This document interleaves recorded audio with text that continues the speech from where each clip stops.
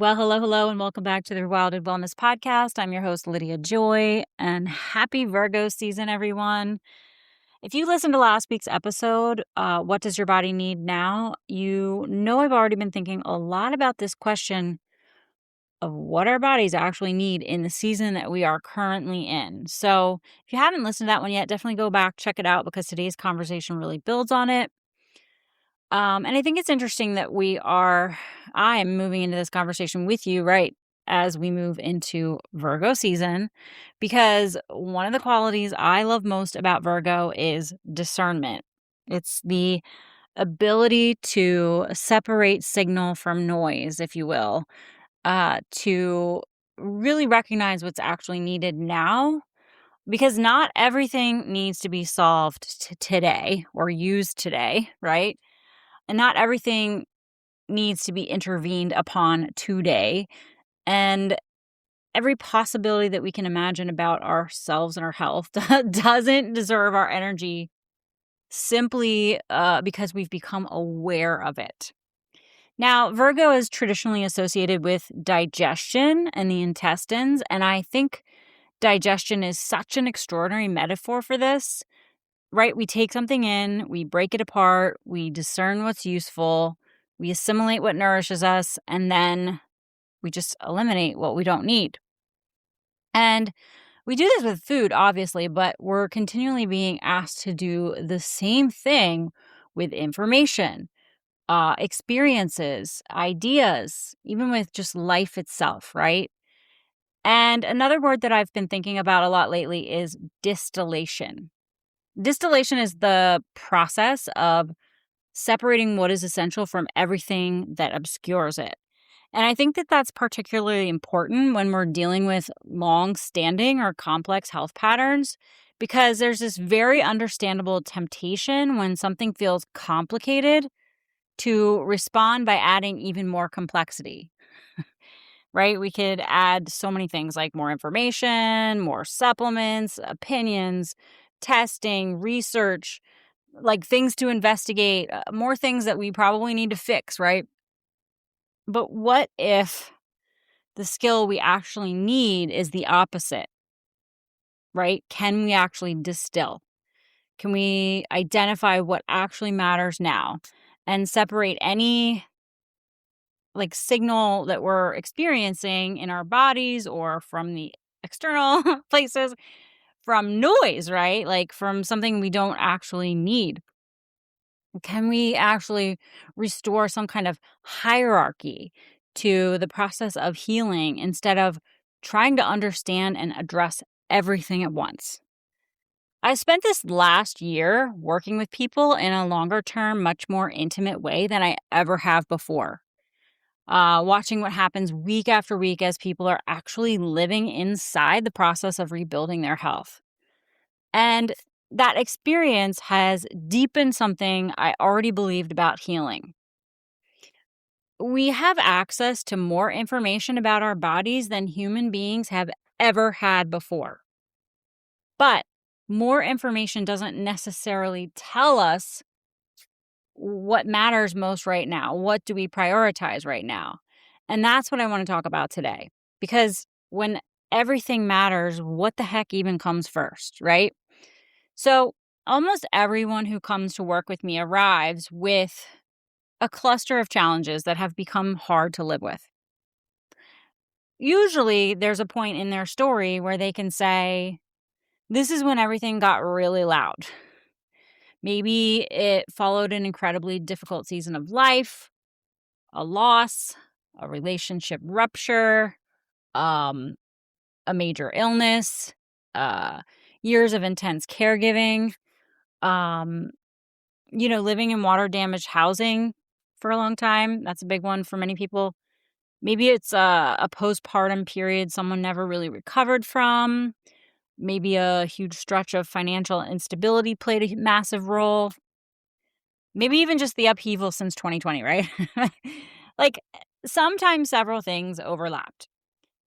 So then once we start looking backward, people are often realizing like, well, okay, if I'm honest, some of what I'm saying is a problem now, of course it's louder, was already there before that, right? They're realizing like maybe they were constipated their whole lives. Maybe they didn't sleep well their whole lives, right? Like, um, or maybe their digestion had been off, on and off, and now all of a sudden it's like always the problem, right? Um, the energy piece, everybody can relate back to like energy's always been weird, but like now it's just worse. But I can't say that I ever had awesome energy. Right. So there were things that their body had been managing or compensating for that simply weren't loud enough yet to demand their full attention.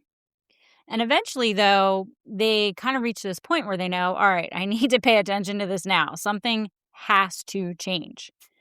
Right. And most people don't arrive into the work we do together without having already tried to help themselves, right?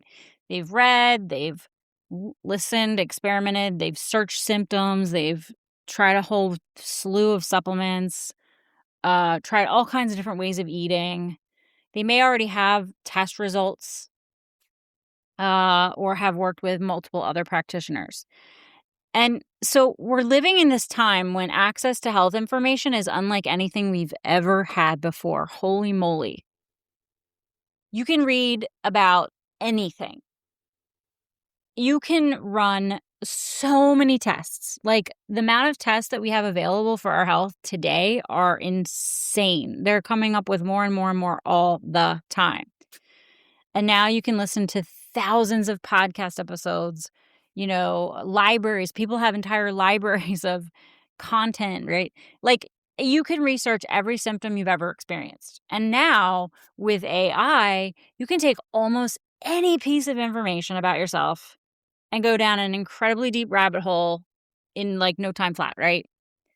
And in a lot of ways, this is kind of amazing. And it's like, wow, okay. But there's another side to that. Like the more you search, the more you find like more of that information, especially if the algorithm is involved, right? And the more you search, the more you can create kind of more complexity and more problems. And before long, all of a sudden, anything that you're trying to learn or research is you're on this like, okay, it's this, and this, now it's this, and then this, and now it's this, right? So you could be learning about, protein and macro, like how much you need, or like back in the day when I first got started, everybody was talking about the thyroid, right? Like it was thyroid heavy, um, blood sugar, before the CGMs came out, like blood sugar was like a massive topic. If you look in the mineral space, it's like, okay, well, people are still looking at iron panels, right?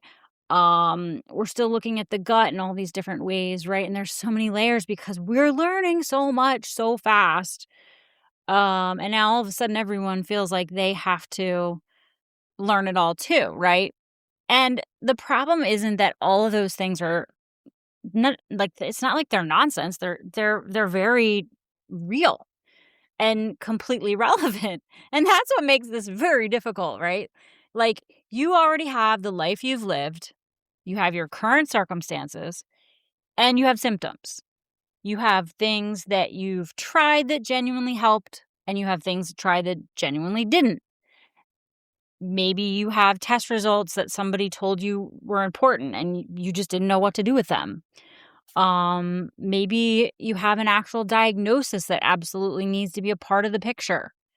Maybe you're also moving through something like perimenopause, where the volume of conflicting information suddenly gets turned up even louder. And now you're standing in the middle of all that thinking like, holy shit, where do I even start? Like what actually comes first? Because all those things can matter, like blood sugar, totally. Your gut, absolutely.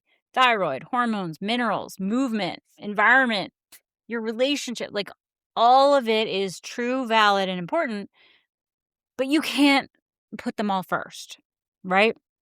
Like I was sitting there thinking, like, I could probably run 52 different tests on myself, right? Because there's probably 52 out there that exist. And genuinely learn something very interesting from every single one of them. But that doesn't automatically tell me what to prioritize and what deserves my attention now. And it doesn't tell me like what can wait. It doesn't tell me what's foundational, what's downstream. And it definitely doesn't usually, unless someone's looking at it this way, tell me how much change my body and my actual life can assimilate at one time. So everything that could matter here in what I'm saying, because like this is a lot of people are doing, you know, it's like really what matters most right now. And that's where I want to bring you into what I mean when I talk about taking a rewilded approach to health, right? This is the Rewilded Wellness podcast after all. In case you're new here, I just wanted to quickly circle back to this because it's the larger philosophy underneath everything that I do. I don't believe that we can separate human health from the environment in which we as human beings are living inside of. And when I say environment, I don't simply mean like whether you live somewhere in the world, like whether you live somewhere with just clean air or whether there's mold in your house, right? Like I'm not that environment specifically. I mean the entire set of conditions your biology is continually interacting with. That's a lot of things, right? It's obviously going to be the light you are exposed to, the food that you're eating, how you're actually moving, how you're breathing, what you're breathing, right? All kinds of things, your relationships, how you're sleeping, the work that you do, and all these variables, right? Your stressors, your resources, your microbes, the season of life that you're in, and the experiences you've already lived through. Your biology is continually responding to all of it. And that's why for me, a rewilded approach I'm not like modernity, right? Like I definitely do testing, not anti-supplements or anti-intervention. Like when I think about rewilding, it's not like we have to return to old times. I'm using functional testing, but the distinction is what we're asking those things to do, right? The goal isn't to collect more and more information about ourselves until we understand every pathway in our bodies, right? And it's certainly not to create a life where staying well requires us to become increasingly dependent on all those things, to constantly micromanage ourselves. I want the information to help us understand ourselves better, right? What are our bodies doing? What have they been adapting to? Where might it be? Where might each of us be compensating somewhere? And what seems to need the most support right now? And from everything that we could potentially work on, what can we actually sustain based on what our body needs now? So ultimately, I'm interested in rebuilding the conditions that allow the body to become more resilient over time, right? So that we have this greater capacity to meet changing conditions, adapt, recover, and keep going. Now, I did an entire episode back in March of 2025 called What is Rewilded Wellness and How Does the Body Heal Itself, where I go much deeper into this philosophy. So definitely check that out in the show notes if you want. I don't want to have that whole conversation again because I already did. But today I just want to stay with the practical question of like, once we have all this information, how do we decide what actually deserves our attention? We're in the information age, and I don't think information is hierarchical. It's just out there, right? And I think this is one of the things that we're going to have to get much, much better at is how to take information and realize just because it exists doesn't mean it's structured in such a way that I can distill it. Like, right, we have to distill it. So just because we intellectually know something about the body doesn't automatically tell us where or whether it actually belongs in the order of what we need to be doing next, right? Because when I look at the hair test, for example, that's one functional test we could take as an example. It can give us like so many pieces of information. And a lot of times people will be like, well, what does this mean? What does this mean? What does this mean? I'm like, it does matter, but it also doesn't matter right now because we can't even go there yet. Like we really have to focus here. Like this is the start. Okay. Right. And AI, we could put it into AI. Like, I have people doing this now. Clients are, like, putting their stuff into Claude and wherever they're doing it, and that's fine. It's like the new version of Google on steroids. Like, everybody would used to Google their stuff, now they're using AI to do it. Right, and then it's all of a sudden intellectually, okay, this and this and this and this about my test, right? And AI can help you learn about them, um, but it doesn't help you understand how to actually implement and work with it, right? Like, a practitioner is gonna look at, that same person and identify, 10, like, maybe 10 completely legitimate areas that could use support, but none of that by itself tells us, like, okay, how do we chunk this down? What comes first now that we're gonna build on next and next, right? Like, we've become incredibly good at finding things, right?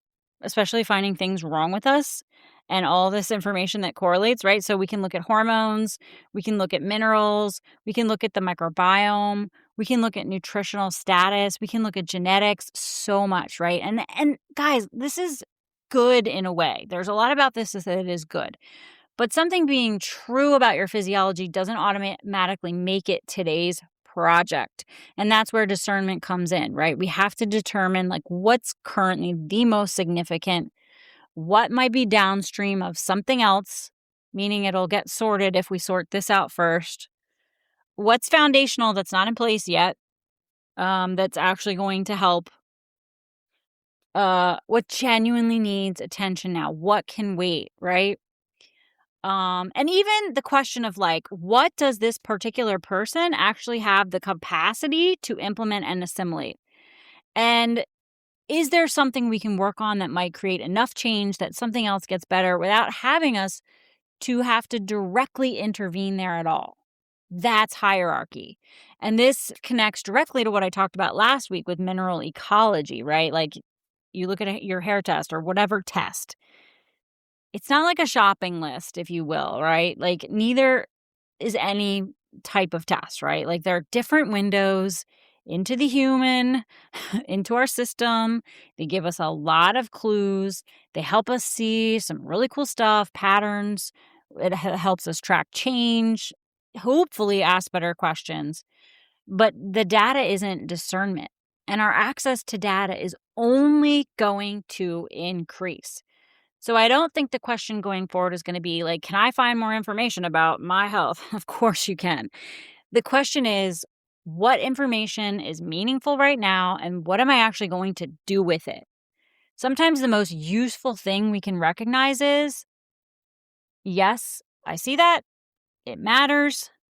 And no, it's not a priority. It's not the first thing I need to do. What a year of weekly check-ins has taught me. So this is something I have had the opportunity to watch much more closely over this last year. About a year ago, I changed the way that I work with people. Instead of primarily doing just like one-off sessions, like an HTMA review and then giving them the work to do on their own, I started working with clients in a longer-term container with weekly check-ins. And that has given me a window into something that's really difficult to see when you're only looking at someone every couple of months. Like, what happens, like, in the in-between, right? Because we're always healing inside of our actual lives, right? We're in the middle of our lives, right? Like this summer, a lot of people were traveling, right? And my clients are, like, traveling. People are telling me they lost a loved one or a beloved pet, or a season of their work totally just ramped up, got crazy unexpectedly, or something's going on with one of their children that has more needs and priorities in the moment, right? Like, maybe you have an awesome week. Yes, woohoo. But then, like, the following week, a little bit of shit hits the fan and it's like, right? Or you go travel and you eat, like, completely different food than you're used to, or you're starting a supplement, or maybe you started too many at once, so you don't know what is changing things, right? Or, like, something happens and the routine gets disrupted. Like, I could go on and on, right?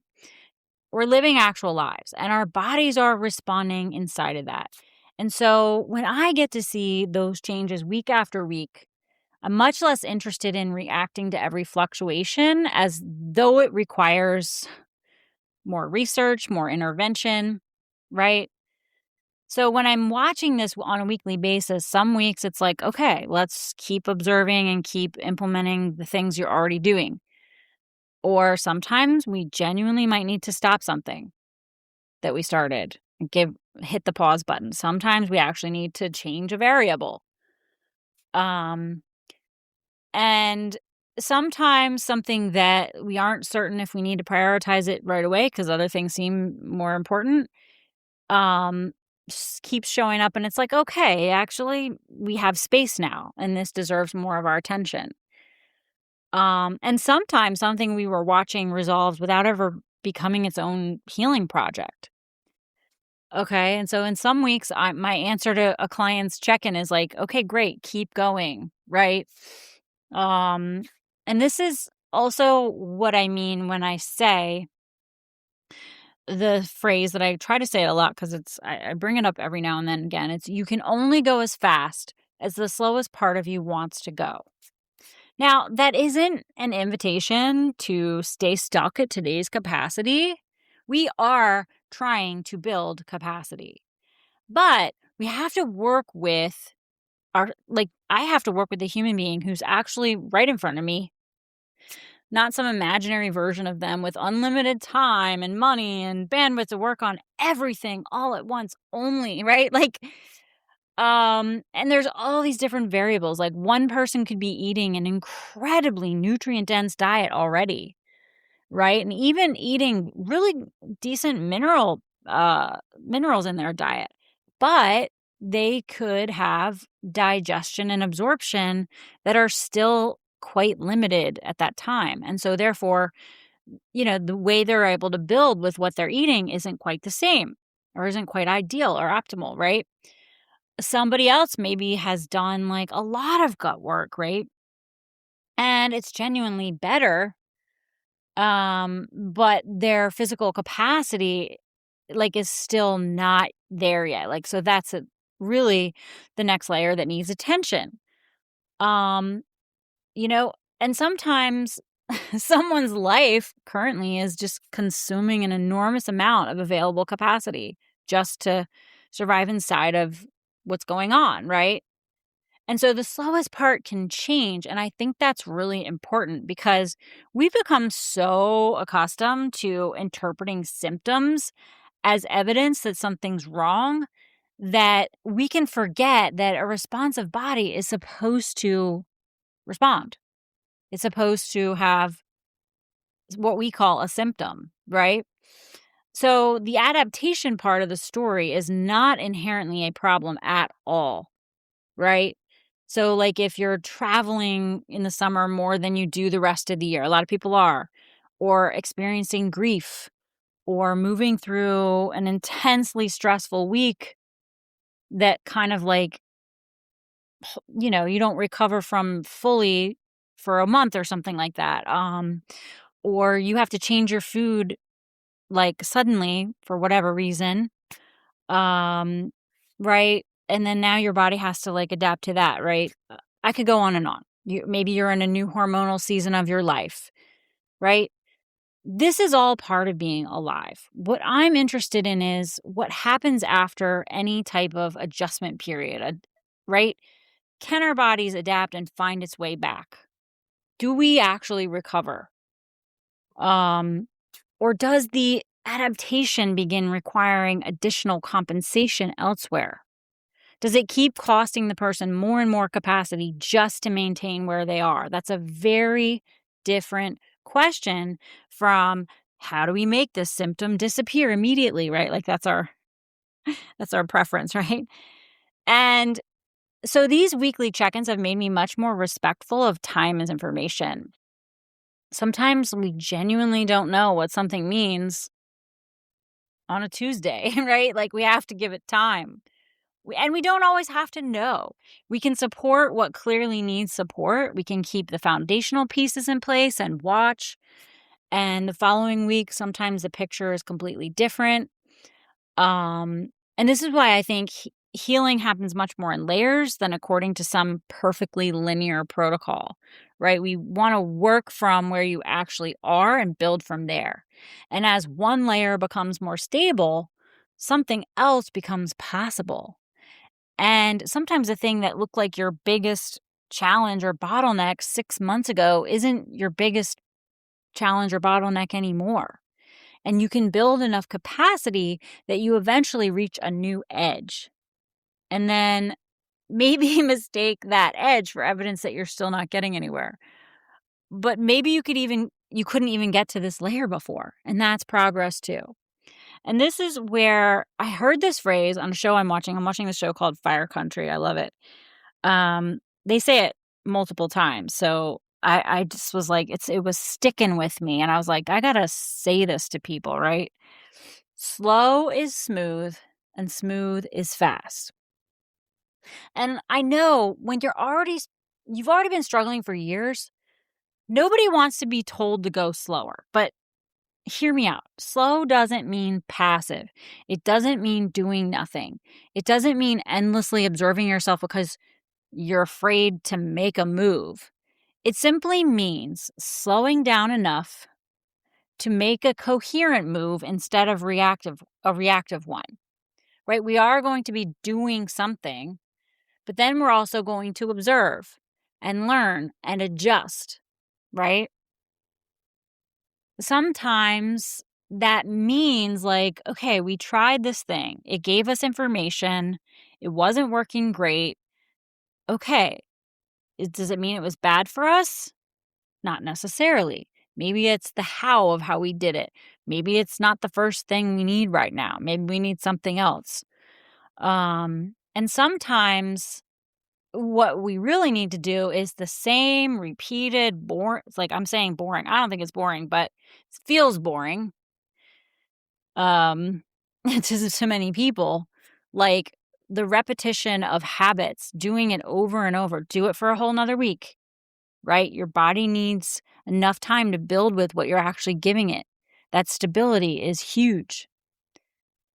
And so I always believe that action creates clarity, but more information doesn't always create clarity. And after watching people closely for the last year, I think that's one of the biggest things this work has reinforced for me, right? Because healing is much less about finding the perfect intervention than learning how to remain in relationship with your body over time. I think that is one of the hardest things for many, many people. And there's a lot of things about that, right? We don't have people sitting with us, like doing this with us, right? So discernment is very much part of healing. So maybe this is what I'm taking with me into Virgo season this year. It's that, right? Like the discernment piece. It has to be part of our healing where we're noticing what's happening. We're discerning what matters and then choosing an action, not 52 actions, right? And then actually take the action repeatedly over many, many, many days and observe what happens. And then let that inform whether or not you need to adjust. We don't always have to intellectually understand everything before we move. And we don't have to make every single symptom that we have its own healing project. And then even more so, we don't have to turn everything we can discover about ourselves and our health into another assignment. Even if like what we discover could be true, remember, not everything can be first. And so, honestly, this is also why the way that I work with people has evolved so much over this last year. I don't think most people who find their way to me need another person handing them an enormous list of everything they need to do, everything that could be wrong, and everything that they should be doing about it. Okay, most of them already have plenty of information. What they're struggling with is, what does all of this mean for me? Like, what actually matters right now? Like, what comes first? What can wait? What am I doing that is helping? what am I doing that might just be creating more noise and not necessarily be all that effective right now? And then, like, how do I actually build from where I actually am without turning my entire life into this micromanaged, crazy, intense thing, right? That's the work I want to do with people. And after a year of working this way, I decided to expand minerals and microbes, um, where you can work with me. Right now, it's just a 4-month container, but now I'm going to have a 8-month container as well. So 4 months is really a good amount of time for some people. And other people simply just need more runway. Not necessarily because they have more problems or whatever. Like, that's not why. It's just, and I don't have like 8 months of protocol sitting around waiting, like, sequenced out already. Like, but the thing is our bodies don't reorganize according to any kind of protocol calendar, right? Life happens while we're doing this work. And sometimes more time gives us room to work through the layers without rushing simply because we're approaching some kind of arbitrary end date. So again, just really quick, I use HTMA and the Biome Effects. Those are my 2 test tools. They're just windows into what's happening. But the work is about you, your patterns, your symptoms, your history, how you're currently nourishing yourself, your daily rhythms, and the actual lifestyle that your body is living inside of. Do you see? So, if you've been trying to piece your health together on your own for a long time and you're sitting on a mountain of information, but still aren't sure how to turn it into a coherent path forward, this is the exact kind of work that I do. Definitely check out the link in the show notes about minerals and microbes. And if it sounds like the kind of support you've been looking for, I'd love to work with you. You're welcome to email me with further questions if you have them. And I appreciate you guys all for being here. If this episode landed for you, I have that text link in the first link in the show notes. You can direct text me any thoughts you had about the episode. I love hearing from you. And until next time, stay wild and stay well.